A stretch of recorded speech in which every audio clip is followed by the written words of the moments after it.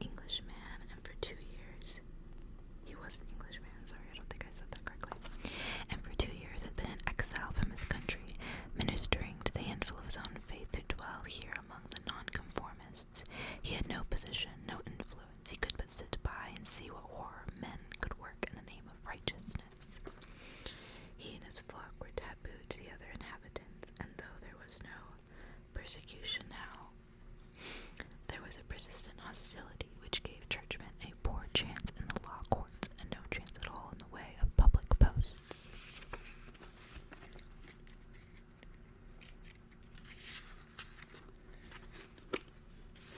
And now, a hideous tendency, dormant of late in the people, had awoke again in new strength. They had taken to witch burning.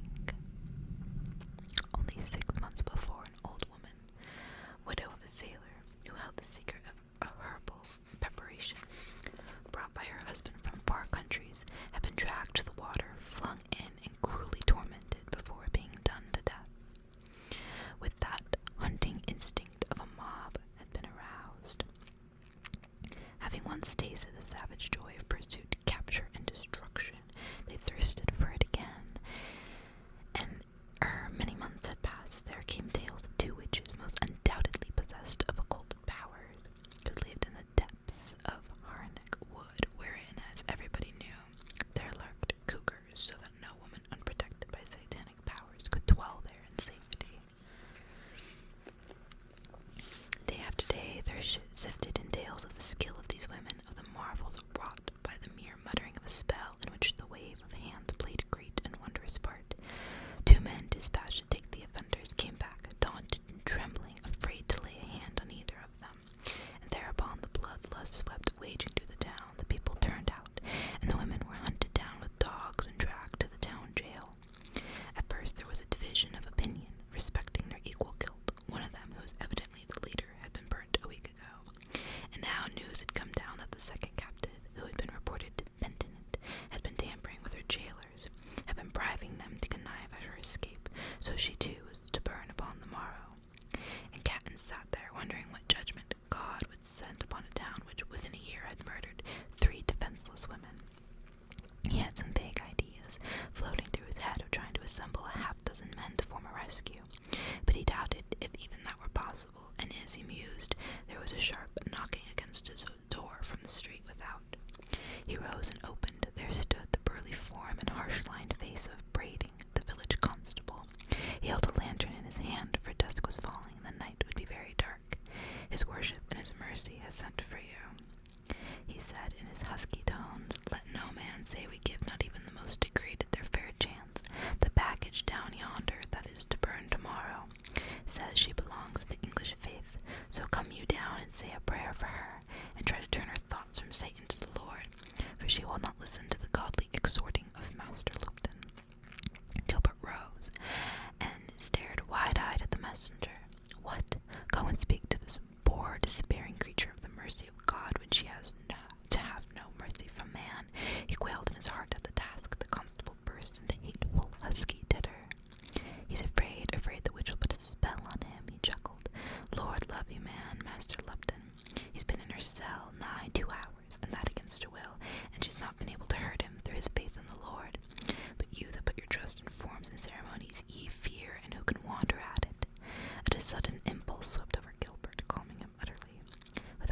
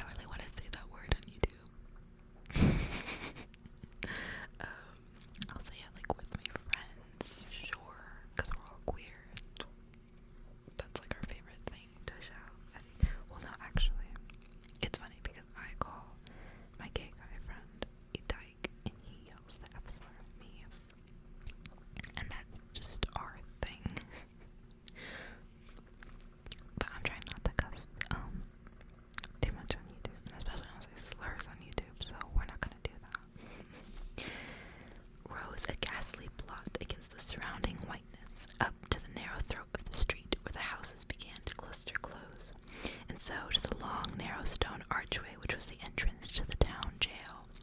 Brading let himself in with his own key, and they stood in the small waiting room where 2 or 3 men were lounging by the glowing heat of a great fire. The men greeted Gilbert with half-surely respect. His powerful physique and great strength procured for him a consideration which his blameless life and sincere simplicity might not have commanded. One of them told Brading that he had summoned to go to the house of the mayor with regard to the proceedings of tomorrow. Brading was by no means unwilling, knowing that a hot supper would be forthcoming at the mayor's house, so he forthwith departed, taking his lantern with him, and making a kind of apology that Gilbert must walk home in the dark. Gilbert hardly heard. He was watching the selection of a key by a man who had risen to attend him, and who now led the way down a corkscrew stair which seemed to descend to the bowels of the earth. The condemned cell. All was dark and silent within. Cadden took the torch from the man who held it, flashed the light round, saw an iron ring in the wall, and fixed the light there. Knock loud when you want to come out, said the turnkey, and retired, slamming the iron door with a bang. Gilbert fixed his eyes upon the heap of rags huddled in a corner. "Good evening," he said, in a clear, high-bred voice. "God be with you." There was a rustle in the straw. The heap of rags moved, turned towards him, and displayed to his horror the face of a young girl, hardly more than a child. She seemed all eyes. The stare of them burned his very soul. Her face was chalk white. Her streaming dark hair hung about it on either side, showing it up like a silver moon upon the dark sky. Her young, fresh mouth was piteously curved. She had that terrible dumbness of appeal which one sees in the eyes of ill-treated animals. The sight of her froze the man's blood in his veins. "My daughter," he said in a voice which was almost a sob of compassion. There came a quiver to her mouth, to her whole face. On her 2 hands she called nearer to him, a fearful questioning in her wild look. Was this really a human being speaking kind words to her, not cursing her? The young man threw off his cloak and hat and knelt down beside her in the straw. She laid her small hand, freezing cold, upon his outstretched palm. "You're warm," she said in a murmuring voice, "and you have brought a light. I have been in the dark, alone, so cold." In a transport of pity, he lifted her up, drew her into his arms, holding her head in the hollow of his elbow. "What do they mean?" he said, unsteadily. "What do they mean by calling you a witch?" She faintly shook her head. "I don't know." She faltered in labored gasps. He looked about the horrible dungeon and saw on a shelf a water pitcher and a mug. In his pocket was, as it chanced, a flask of wine and some biscuit which he had taken with him to bestow upon a poor practitioner earlier in the day, and found him away. He mixed wine and water, and gave her to eat and drink, in his anxiety for her bodily needs, forgetting all else, as one does in such a case. The taste of the delicate biscuit drew her to eat. The wine made the blood flow again in her veins. As she ate and drank, he held her warmly, wrapped in his cloak, and felt the ice rigidity of her limbs relax. And yet, was it kindness or cruelty, he asked himself? Had it been better to leave her in her stupor of cold and hunger?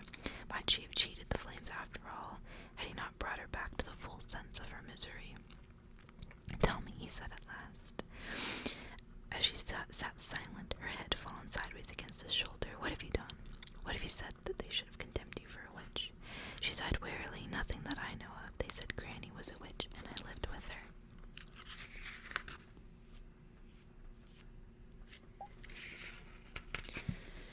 "Was it true? Did your grandmother practice magical arts?" "She could put them to sleep by waving her hands about. She could cure pain by stroking the place. Is that wicked?" "Alas, I know not. Who taught her these things?" "She learned them long ago of a nurse she had, who was a Romani. They were very rich, my grandparents, and they had a large estate. The Indians attacked them and killed my father and mother and almost everybody. Only Granny and I were left, and she was always queer after that. She would not live in the town. She was full of strange fancies, but she was good to me. We were very happy till Joseph, our servant, died." "How long ago was that?" "I do not know. I forget. We buried him, and then Granny would not stay in that house. She said she would go to my uncle, who had a fine home in England and a park with swans and a lake and many servants. So we started off to walk to the coast, but she was old and ill. We found a little house in the wood and rested there, and people found us out, and they were good to us till they came hunting us. Oh," suddenly she sat erect, threw up her hands and screamed. "They will burn me, they will burn me," she cried madly. She flung her arms around his knees. "Are you kind? Are you human?" she cried.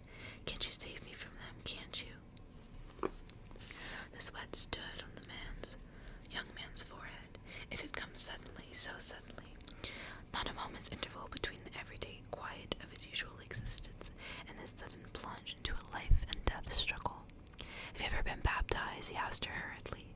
"Oh, yes, and confirmed, too, by a bishop," she said faintly. She was a sheep of his fold, and he must save her or die with her. Her name, she told him, was Luna Claire, the clear shining of the moon. He thought her well named. Rapidly his mind reviewed the position. The wild idea of passing her out in his habiliments crossed his mind, but the thing was impossible. She was much less than half his bulk, and even could he hope that, the jailers being drunk, such a plot could be carried out. Once beyond the prison alone, what would become of her? She must die of exposure, being eaten by wild beasts, or retaken. She sat, watching with craving eyes the thoughts, the doubts, the trouble in his face. Her soft hand touched his. "Kill me," she breathed. "Kill me here with your own hand. I do not fear death. I have nothing to live for. I fear only torture, only to die shrieking with devilish men gloating on my agony. Kill me now, it's the only way." For a moment he thought it was. Her head fell limply against his rough cassock. He held her in his arms, his clear gray eyes gazing out over her head, contemplating the situation. And then suddenly, as he reflected upon the emaciation of the slight thing he held, an idea broke upon his mind that sent the blood with rush to his face, that made his head reel a moment, then flooded him with a calmness and a strength which surprised him. "Luna," he said in a calm voice, in a new voice, "will you swear to do whatever I bid you?" She moved so that her small white face with its piteous pointed chin was upturned to his. She just breathed yes, and hung upon his words. "Luna, you must trust me to the utmost. In the eyes of God, I am your brother. You are safe with me." He rose to his feet. "Let me try how heavy you are," he muttered, and lifted her slip of a body with an ease that astonished him. "It can be done," he said through his teeth. "God helping, it shall be done." From upstairs he caught a loud, vacant laugh, a snatch of drunken song. In Brading's absence, the jailers were making merry. There was a slender chance for the success of his plan. His hesitation was over. He turned upon her short and sharp. "I'm going to put you on my back," he said, "and to carry out of this prison under my cassock." In spite of his resolution, his face flamed as he said it. Luna looked neither afraid nor shocked. Her eyes lit up. "Oh, I will be very still," she said with quick breathlessness. He was already divesting himself of his long garment, and stood before her, well knit and sturdy, in his gray flannel shirt and knee breeches. "Take off your frock," he bade her. "We must arrange it with a stuffing of straw in the corner to look like you." She caught his idea, stripped it off her, and there she was, bare-armed and fragile in her poor petticoat, a creature of cloud and air. My cat made his little trilling noise.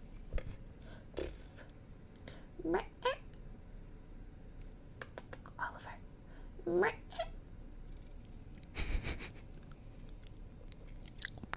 Oh yeah, this is the next day that I continued this because I had to go to my meeting last time. I got these new earrings later that day. I think they fit my outfit even better, to be honest. They match the necklace. And I did get the stain out.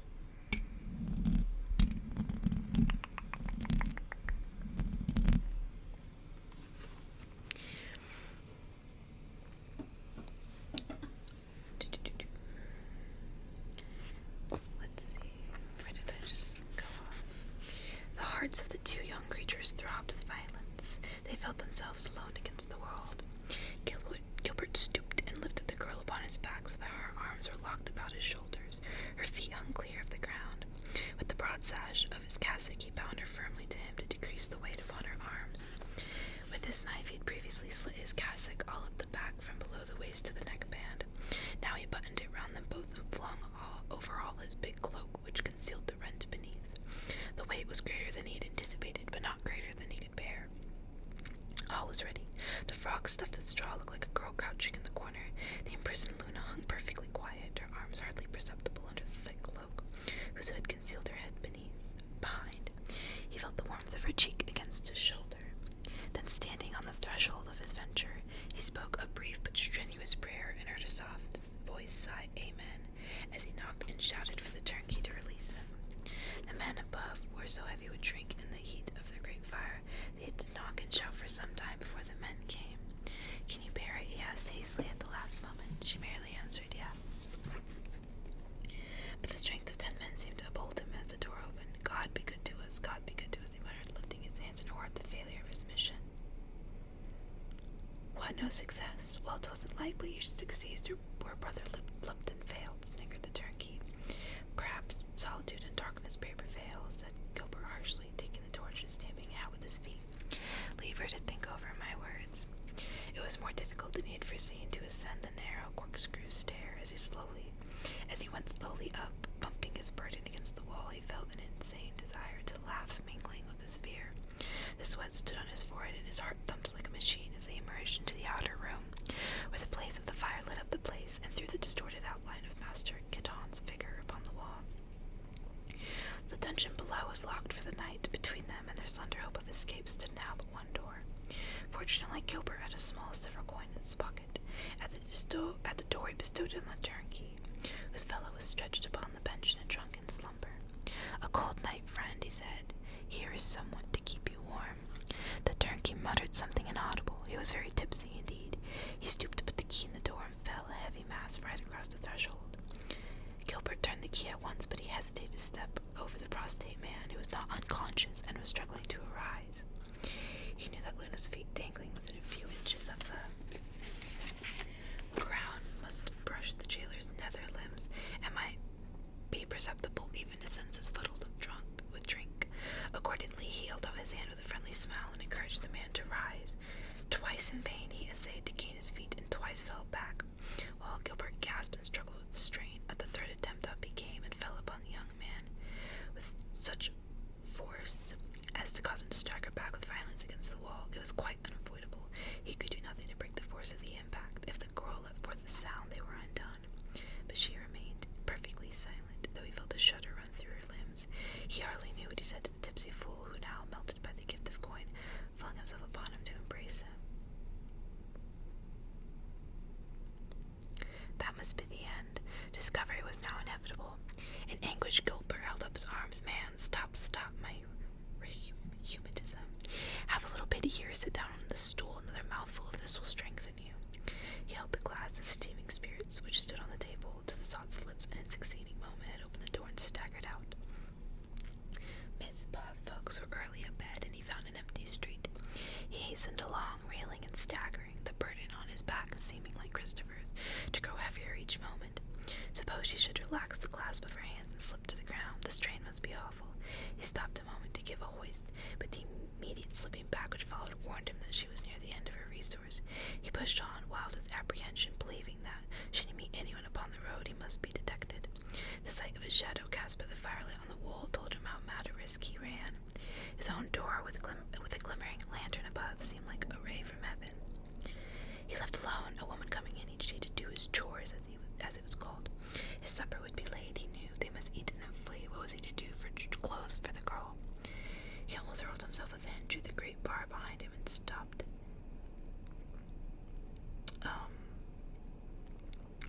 And stooping under the dead weight of an apparently inert burden, found his tinder box, made a light, and with frantic fingers flung away his wrappings. The girl fell limp and senseless into his big chair and lay there, in the light of his lamp, so reduced by cruelty and privation that he was inclined to think his rescue of her was too late. The drop stood upon his forehead as he began to realize what he had done. He had broken the law and made himself responsible for a girl from nobody knew where. Flight was imperative, and how was flight possible? His nerves were jarred with the strain of what he had undergone, but he set his teeth to the completing of his adventure, took the boiling kettle from the hot coals, made drink, and held it to her lips. By degrees she came back to consciousness. His clock told him that it was barely 8 o'clock. The whole night lay before the fugitives. When Lena was sitting up, drinking her milk, and gazing timidly about, he also set to work to eat, while he tried to collect his wits and decide what he must take with him, and whither shape his course. So far he had succeeded, so far they were free. But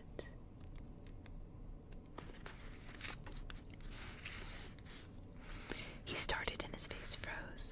There were steps and voices in the silent street without, hurried steps coming from the direction of the prison, and as he sat counting the hammer strokes of his heart, there was a loud and peremptory knocking upon his door. He raised his head and looked at the fragile waif girl who sat as if paralyzed. He rose and stood, a picture of perplexity. Then he was himself again. He crossed the room and looked at her a moment with a gaze half of command, half of appeal.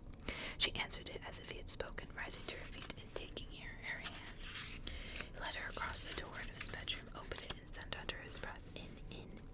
She obeyed without words, without hesitation, and he shut and locked the door behind her, putting the key in his pocket as the knocking without was repeated more loudly. He threw his cloak over his damaged cassock and went to meet fate. Without, in the snowy night, stood 3 men. They seemed to be a gentleman and his 2 servants. The gentleman wore a costly and much befurred traveling suit, and his voice and courtly bow had once proclaimed him English. "Pardon this intrusion. Do I speak to Master Gilbert Catton, the parson here?" Gilbert admitted it. "Dare I beg you a few minutes of your valuable time, sir? I come merely to ask a question. I am here to trace my mother and my young niece. My name is Clare, Leonard Clare of Clare Hall in the county of Devon. My father had a large estate west of this, which was attacked by Indians and many of my family murdered. But I am told that my mother, with 1 child and my brother, escaped, and I have traced them with tolerable certainty to this district. The town authorities, however, tell me nothing is known of them here, as they are of episcopal faith. I deem that you might know something, and before leaving the place I ventured to importune you." A sudden trembling of the limbs assailed Gilbert as he stood. With a motion to his guest to enter, he turned away and sank down into a chair, covering his face with his hands.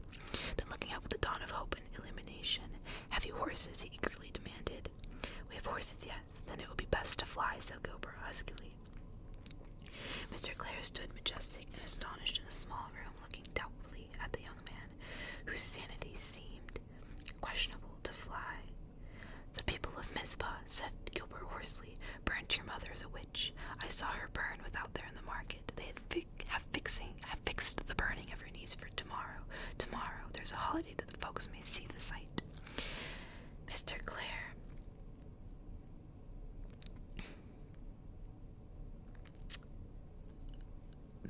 let forth a kind of bellow. "To burn my niece, and you urge me to fly?" Gilbert nodded. He rose and went to his bedroom door. He threw it wide and called to the girl within. She came and stood in the doorway in her ragged petticoat, hunted, wild, and shrinking, her gray eyes dilated to their utmost. For one moment she stood poised there, and darted to Gilbert and clung to him with all her might. Don't, she shrieked. "Don't let them take me. Kill me yourself. Don't let me burn." She was so overwrought that it was long before Gilbert could make her understand that she was saved. Now that the way to act was plain to him, all his energy and resource returned. He explained the situation as clearly as he could to Mr. Clare. He felt sure that it would be unwise to wait till morning and tackle the authorities. The people, balked of their prey, would very likely break out and riot. Moreover, the inhabitants of all other villages in the district had the same blind fear and hatred of a witch, and so were potential enemies. The safest plan was to dress the girl in boys' clothes and to ride away there and then. The night lay before them, clear and fine, though cold. They must travel straight through till they gained the coast, and there take the ship for England. He could find something for Luna to wear, and they could lend a spare cloak. Leonard listened with wrath in his heart, yet knowing that the advice was good, it was arranged that he should send his servants back to the inn to pay for his reckoning, and bring his horses and his baggage. There was a spare horse for the carriage of such things as were necessary for travel, and until they were clear of the district and could buy another horse, Luna could ride that. There was need of urgent haste, and in stress of the proposed flight, Leonard Clare had hardly time to realize the desperate part played by the young person. But when Luna had been shut once more into the bedroom to wash and dress herself, the 2 men faced each other, and noting the blue marks under the younger man's eyes, Clare's heart smote him for an ingrate. He spoke then in a fine, dignified way of his indebtedness. He dared not insult the young man by offer of reward, but if there was anything he could do. Gilbert thanked him quietly. He said simply that he could not leave the girl to be murdered. He had done what he could, and God had done the rest. He cut protestations short by sketching a map of the route he advised and giving minute directions. In the midst of it, the bedroom door softly opened, and there slipped out a slim figure in knee breeches and a shirt with hair gathered away under a riding hat. Luna's timidity was gone. Her eyes were full of a new, terrible idea. Going straight up to Gilbert, she said in her low, wondrous voice, "And what will you do?" He leaned across the table and looked her in the eye. "Stay here and do my work," he said quietly. "And when they find I'm gone, they will seize you." He shrugged his shoulders. "They may not. They may think the devil ran off with you in the night. If they do not think so, the mob will tear you in pieces. I can't help that. I have done my duty." "Oliver." You can hear my cat scratching the motor box. The girl turned turned slowly from him, as if she could not tear her eyes from the dominion as his. She looked at her uncle. I cannot leave here unless Master Catton comes too. I must humbly beg to be forgiven. I had not realized the danger that you run by your heroic rescue of my niece, stammered Mr. Clare. The events of this night, I think my wits are too weak, sir, but let me repair this. Come with us tonight, and your future career shall be my care. Gilbert hesitated, his face aflame. Luna went close to him and took his hand. If he stays, I stay with him, she said clearly. The sound of the horses at the door was heard. Voices mingled with the tramplings. The mayor had come to express regret that Mr. Clare was leaving the village with his inquiries unanswered. They came out and spoke with him. Gilbert explained that he was going a stage with Mr. Clare, who was not certain of the first 10 miles before striking the main road. He mounted the spare horse, and they put the page boy up before him. Mind you get back in time for the burning, said the mayor anxiously. We shall want you to say the final prayers. There will be plenty of time for that, said Gilbert tranquilly. And that was the A Witch Burning chapter by Mrs. Bailey Reynolds. That was really good, and it surprisingly had a happy ending. I was honestly expecting